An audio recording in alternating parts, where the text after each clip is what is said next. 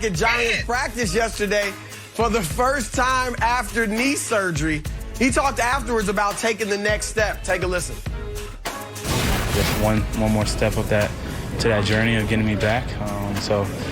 Like I said, just the best part of it is just to be back out there with my teammates and just be able to practice, if it's a little bit, if it's a lot, whatever I can do to get out there and just do what I love is important to me. Look, as they keep greenlighting Saquon to do more and more, we're going to let him do more and more. I always say all the time, look, I'm not the doctor. I'm going to listen to their guidance. They're the ones who are hands-on with his rehab.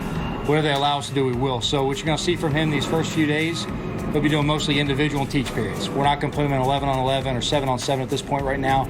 But as we keep building him up, we really kind of start to, get his body into the volume of practice, the pace of practice of the players out there, more football drills. That'll be something that benefits him as going forward. There's only so much you can do at a certain point with the trainers and strength coaches on the field by yourself. It's time to get him moving forward. And as long as they say it's safe for him to do, we'll go ahead and keep on pushing it forward. I already know LeVar's answer, but I'll pose the question anyway. Are you in or out on Saquon Barkley still being an elite running back, Mr. Penn State? I-N. Capital I-N. I-N-N-N-N. Look at his quads, man. All it says he's still an elite running back. I mean, come on. He's only going into his third season. You get an injury like that at this point in time, and they are way more easier. Well, I won't say easier. You can come back from ACL injuries. You can come back from knee injuries relatively easy in this day and age of where medicine and technology has gone.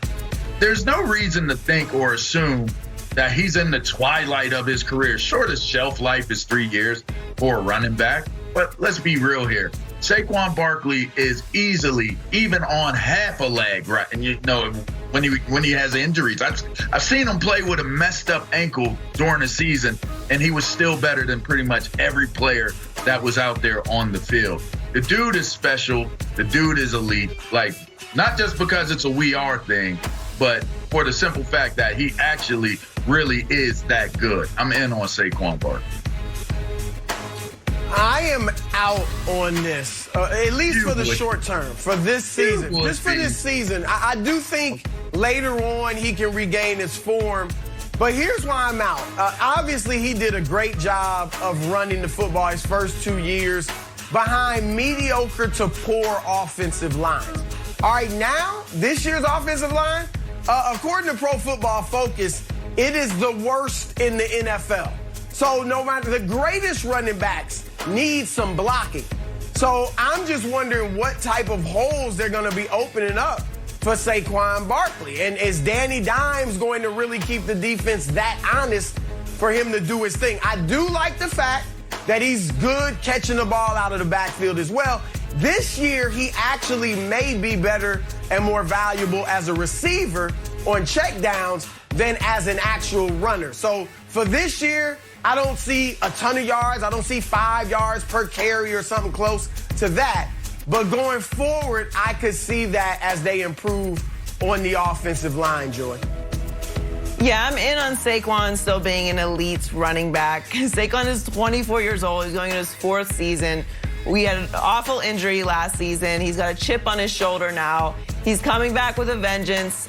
I know he's put 100% of himself into this recovery and how much he cares about being great at what he does. So I have no doubt that he's put in the work that he needs to put in to come back and be an elite quarterback. Yes, the Giants still have some question marks, but overall, the most important part about getting Saquon back is he's actually the face of this franchise. He's actually the engine and the energy and the soul of this team, specifically on the offensive side of the ball. So while this is Danny Dimes' team, it really runs through Saquon. So having him back is going to give Danny a lot of confidence, and it's going to move the energy of this team forward. So he's much more valuable as a leader and as an engine on this team than he is just at being on the field and being high volume. Like, they're going to work him back, as Joe Judge just said. So his health and all of that is going to be a process. But once he's back full speed, I have no doubt that they're going to be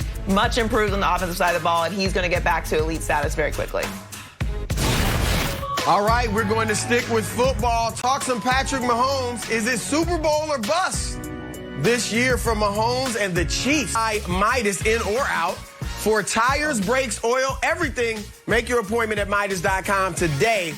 We're talking rookie quarterback Zach Wilson. Jets head coach Robert Saleh talked yesterday about Wilson's progress in camp. Take a listen.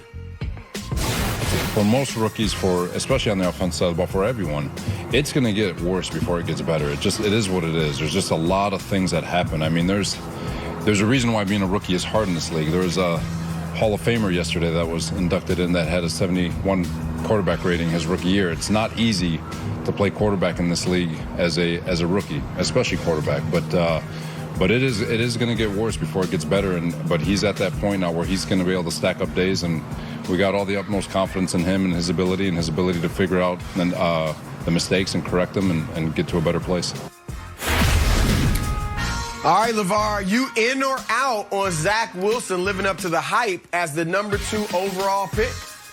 Hey, Brew, did Coach Saleh just compare Zach Wilson to Peyton Manning? y'all all got this same little delusional type of approach to comparing these new age players. I'm out. Not because of Zach Wilson, because of the Jets. And here's the problem. It is going to get worse before it gets better for the Jets. So how are you going to have a baby come in that isn't of the stature of, say, Peyton Manning or Trevor Lawrence or an Andrew Luck? Sorry, I'm out on this one. But you know what? I'm sure you guys will figure out a way to justify how Zach Wilson has you in. So I'm going to turn it over to you. Look, there is, LeVar, something in me that is just against believing in Jets quarterbacks.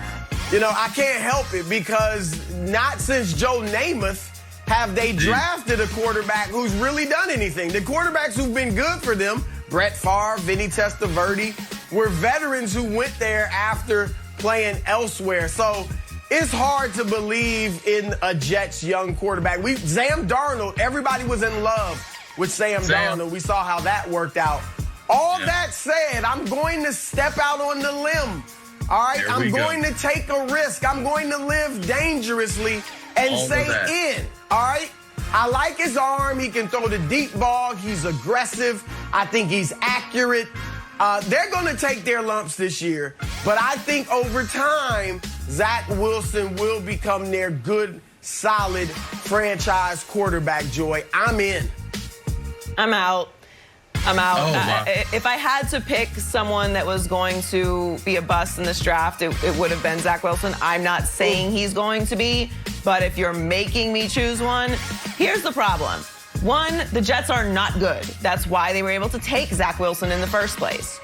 Two, to your point, traditionally, it becomes very difficult very quickly for Jets quarterbacks. Now, the one thing I do like about what Coach Robert Saleh did here is he lowered expectations. He tempered the media. This is New York City, all right? Not a very patient place when it comes to football, and they're ready to eat him alive. So let's just temper the expectations for this rookie quarterback who's coming into the big city to take over what is not a good roster, who now has a new head coach. Things are going to be rough for the Jets this year. I think we can all safely anticipate that. So I don't think this is the evaluation year for what Zach Wilson is going to be. We're going to have to give him a couple years, but overall, I get the messaging and what Robert Saleh is doing, and it's very crafty and it's very smart and it's very honest as well. He is going to struggle this year because the roster is not great and it's hard for rookies anyway. But I am not a big buyer on Zach Wilson to begin with. Wow, what a couple of killjoys. All right, let's stay in New York.